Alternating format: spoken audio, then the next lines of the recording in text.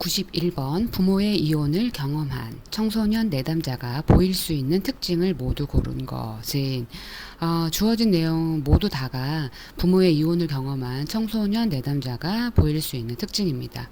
분노, 어떻게, 부인, 설마, 죄책감, 나 때문에 불안, 그럼 나는 탱, 사고 칠 거야. 이런 포인트죠. 따라서 분노, 부인, 죄책감, 불안, 탱 모두 다 부모의 이혼을 경험한 청소년 내담자가 보일 수 있는 특징으로 답은 5번입니다. 92번 보건복지부 2013년에서 제안한 자살보도의 권고 기준에 해당하는 것을 모두 고른 것은 주어진 내용 전부 다이거든요. 한번 읽어보도록 하겠습니다. 기억, 자살과 자살자를 미화하거나 영웅시해서는 안 된다. 제목에는 자살을 포함하지 않아야 한다. 작은 사실에 근거하여 일반화하거나 자살의 원인을 단순화하는 것을 피한다. 사회적 문제 제기를 위한 수단으로 자살 보도를 이용해서는 안 된다입니다. 이 외에도 권고 기준에는 언론의 자살에 대한 보도 최소화, 자살과 관련된 상세한 내용 최소화, 자살 보도에서 유가족 등 주변 사람 배려하는 신중한 자세 필요, 또한 자살의 원인을 단순화하거나 반대로 작은 사실에 근거하여 일반화하지 않는다. 자살 예방에 관한 다양한 정보 제공, 다양하고 정확한 정보 제공, 그 다음 자살로 인한 부정적인 결과를 알려주어야 한다. 이런 내용들이 있습니다.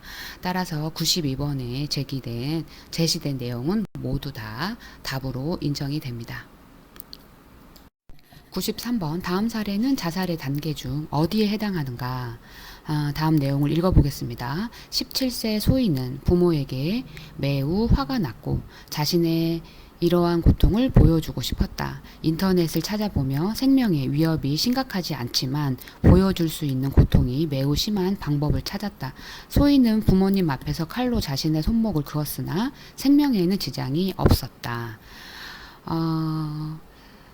자살에는 여러 단계가 나뉘죠. 자살 생각, 자살 계획, 자살 시도, 자살 실행. 그래서 사망의 순서로 이어집니다.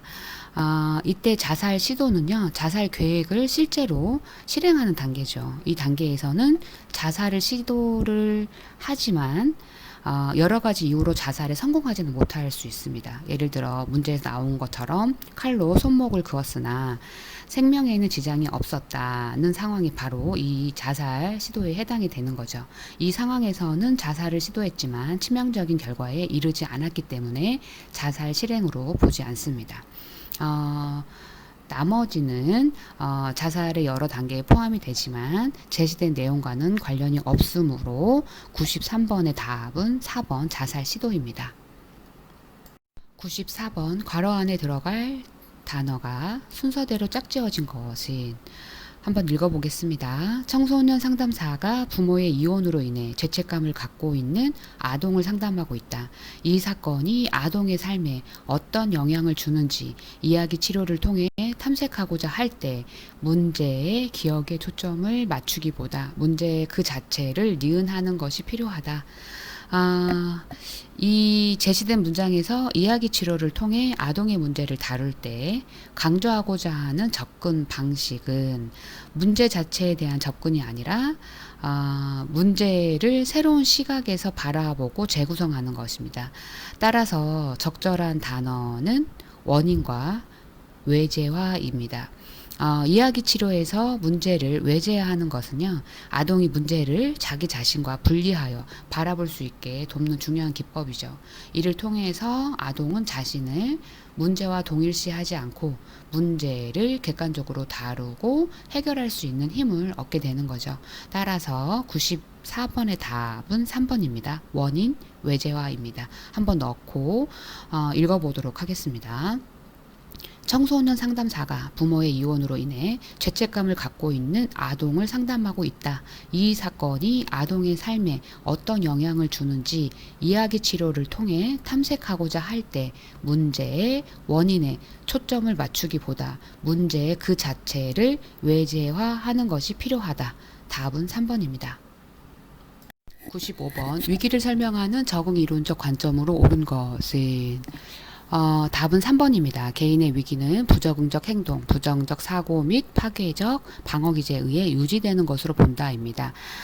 적응 이론은요, 위기는 부적응적 행동, 부정적 사고, 파괴적 방어 기제로 유지되고 이를 적응적 행동과 긍정적 사고로 변화시키면 위기가 감소되는 거죠. 부적응적 행동은 학습된 것이므로 적응적 행동도 학습될 수 있으며 상담자의 도움으로 새로운 행동을 적용해 위기를 극복할 수 있다. 이런 설명이 적응 이론입니다. 따라서 95번의 답은 3번이고요. 나머지는 대인관계 이론과 체계 이론에 대한 설명입니다. 먼저 대인관계 이론은요, 1번과 5번입니다. 자존감을 높이는 개방성, 신뢰, 감정이입 등에 근거한다. 이론의 목적은 자기평가의 힘을 자신에게 되돌리는 데 있다. 이처럼 대인관계 이론은요, 자존감을 증진시키는 여러 요소를 기반으로 하고 자신과 타인을 신뢰하고 자기평가의 힘을 자신에게 되돌림으로써 위기를 극복할 수 있다고 보는 거죠. 외적 통제에 의존할 경우 위기는 지속되고 자기평가를 자신에게 돌려야 위기에 대처할 능력을 회복할 수 있다. 이런 설명이 대인관계 이론입니다. 나머지 2번과 4번은 체계 이론입니다. 사람과 사건들 간의 상호관계 및 상호의존을 강조한다. 위기를 전체 사회와 환경적 측면에서 볼 수 있도록 하였다. 이것은 체계 이론인데 개인 내부보다는 사람들 간, 사건 간의 상호관계와 사회적 맥락을 강조합니다. 위기는 사회적 체계와 환경적 맥락에서 발생하고 사회적 지지와 체계의 균형을 통해 해결될 수 있다라고 보는 게 체계 이론입니다. 따라서 95번에 위기를 설명하는 적응 이론적 관점으로 옳은 것은 3번. 개인의 위기는 부적응적 행동, 부정적 사고 및 파괴적 방어 기제에 의해 유지되는 것으로 본다. 3번이 옳은 설명입니다.